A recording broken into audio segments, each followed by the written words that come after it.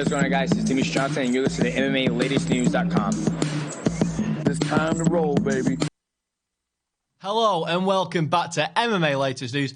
I'm James Sweet and we've got an absolutely stacked show today. We're going to be talking all about Conor McGregor's apology interview on ESPN, Dan Hardy's potential return to the octagon, Jessica Andrade's strawweight defence of her world title, and of course matchups for Ben Askren and Darren Till. But let's kick it off with Conor McGregor. And he's been difficult times at the moment. He's made so many mistakes outside of the octagon, from getting into a cage at a Bellator event and pushing a referee, from smashing a bus, which Khabib was obviously on. But this time round, he has committed an assault in a bar in Dublin against a man who didn't want to try his whiskey. Obviously, the MMA world is seething at McGregor. He makes so many mistakes, and his fans always rally to support him. But this time round, I think people just think enough is enough. But he's gone on ESPN with Ariel Helwani. He's apologised for what he's done, and I think a lot of people needed to hear that because the silence was definitely deafening. Conor McGregor is a role model for people all around the world.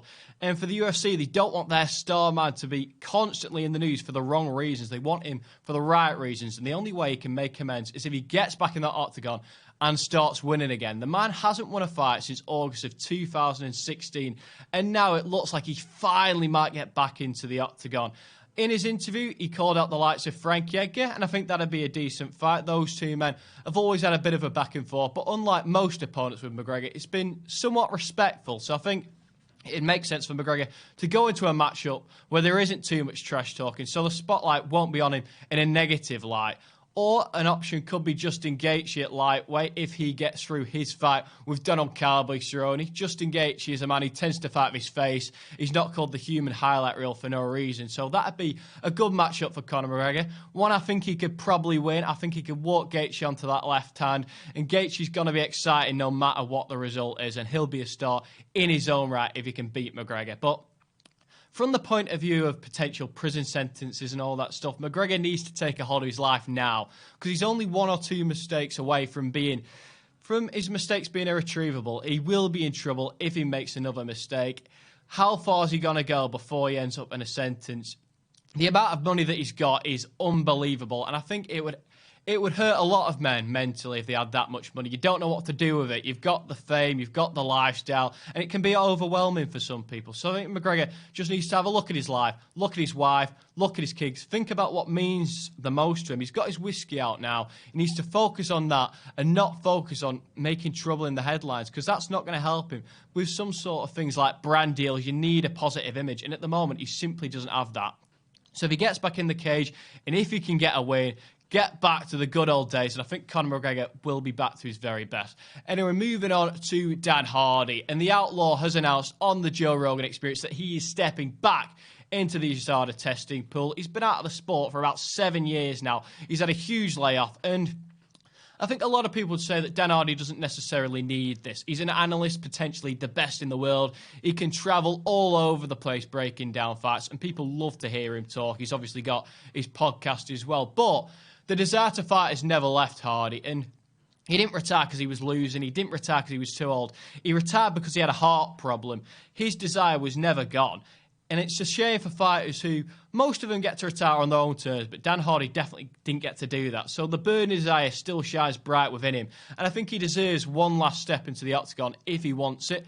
He's definitely a headliner still in this country. I wouldn't mind seeing him headline that card in March at London at the O2 Arena, and I think it would make sense to get him in with like a Diego Sanchez, a legend, somebody like that, somebody who's a big name but not necessarily going to push him too much.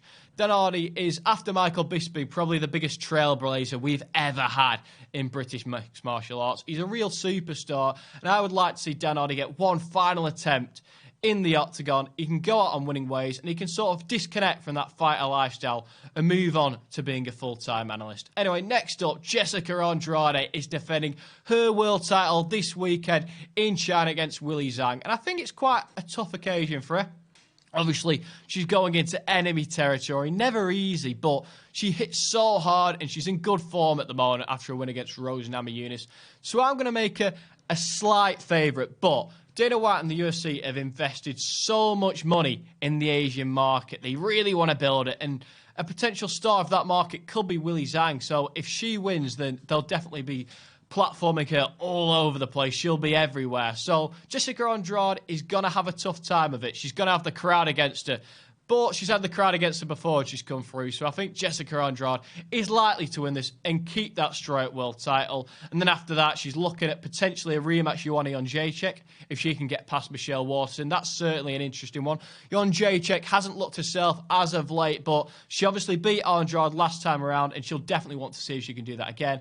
And Tatiana Suarez, the wrestler, she's also an option. And I think a lot of people wanted her to get a title shot this time around, but unfortunately she picked up a little bit of a niggle in training. So she's out, but she'll most definitely be able to fight the winner. Now we're going to talk a bit about the welterweight division, and two fantastic matchups have been announced. The first one, Ben Askren versus Demian Maia, will headline UFC Singapore, and this is an absolute grappler's dream. Ben Askren, of course, incredible in the wrestling department, and Demian Maia being an absolutely brilliant Brazilian Jiu-Jitsu practitioner. So it's going to be interesting. I think it's more than likely going to hit the ground. If these two men stay on the feet and sort of negate each other's wrestling and Jiu-Jitsu, then it could be interesting. Neither of them are elite on the feet, but that doesn't mean it can't be entertaining. Striking entertainment can be found at all levels. But if they do go to the ground, who do I favour? I'm going to edge slightly towards Ben Askren. I think people are sort of overlooking how good he is because he had such a bad loss against Jorge Masvidal when he was knocked out after just 5 seconds. But the man had built a 19-0 record using what he does best, is wrestling. And I think he'll work his way back towards another world title shot if he can beat Demian Maia. The man at the top of the Kamaru Usman is also a wrestler, and I think Askren probably could out-wrestle Usman. But Demian Maia can't be overlooked in this one. If Ben Askren makes a single mistake in the wrestling, then Maia will find a submission from somewhere. He's one of the best in the world of Brazilian Jiu-Jitsu, but I'm making Askren the favourite purely because of what Colby Covington and Kamaru Usman did to Demian Maia. They were able to negate his Jiu-Jitsu, and I think with the wrestling of Ben Askren, he'll be able to do that as well. Now, another quality matchup for the middleweight division. The Gorilla, Darren Till, the Brit, he is back at Madison Square Garden, and he'll be taking on Kelvin Gastelum, and it's a tough, tough affair for the Brit. But firstly, I would like to commend Darren Till for having absolutely huge cojones, because this is not an easy task. I think there's anybody in the world Darren Till will fight, he will get in the octagon with any fighter walking the face of the earth, and we have to praise him for that. Because coming off 2 losses, and 2 bad losses to Tyron Woodley, and then the horrific knockout defeat to Jorge Masvidal, and a poor performance, which a lot of people think he could have lost against Stephen Thompson, Darren Till is stepping up, and I'm so happy that he is, because his body is not mated for 170. He's a 185 fighter, and I'm happy that he's moving up. He's going to feel fresher, he's going to feel better, and he's going to be a lot stronger, but they've not given him an easy matchup by any stretch of the imagination. Kelvin Gastelum was whiskers away from beating Israel Adesanya for the middleweight interim title, and I think with the bookies, Gastelum will probably be the favourite. He's still one of the very best in the division, and he's still after a world title shot himself against Robert Whittaker. So the bookies will have Gastelum the favourite, but we don't know how good Darren Till will be. He might be absolutely incredible at middleweight. We just don't know yet. So it's an interesting one, and I think we're absolutely guaranteed a knockout at Madison Square Garden. Now, moving on to the Bellator. Sergey Kharitonov defeated Matt Mitrione in what was an absolutely brilliant victory for him at Bellator 225. Over the weekend, he won by knockout. And if you beat Matt Mitrione in Bellator, the division isn't that stacked. So I think he's probably moving his way towards a world title shot. Ryan Bader, I think, is the best heavyweight by far in Bellator, and maybe now one of the best heavyweights in the world. If he beats Chet Congo, then I think a matchup between those two makes more than enough sense.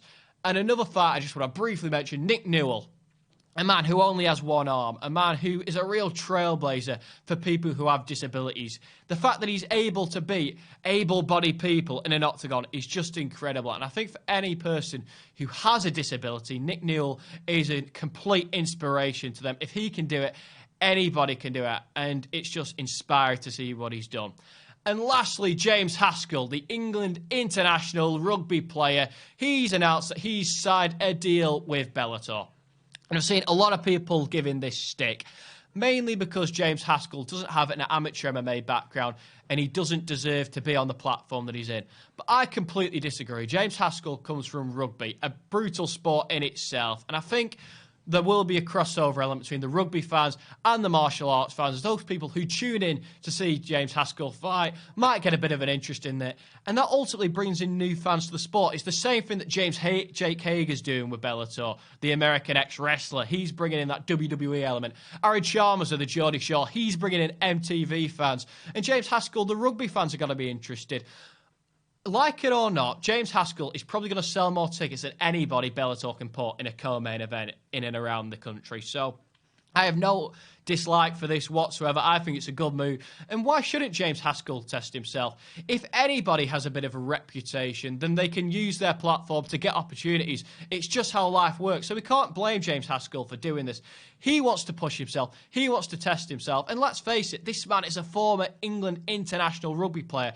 He's going to be a tough, hardened man. He's a professional athlete. And who's to say he can't go far in Bellator? Will he be a world champion? Exceedingly unlikely. But I'm more than happy to see him try his arm at this. And hopefully he can do really well. Anyway, that's all we've got time for on MMA Latest News today. I've been Jay Sweet. And make sure you like the video, subscribe, click the notification bell. And I'll be back next Tuesday. Thank you for watching.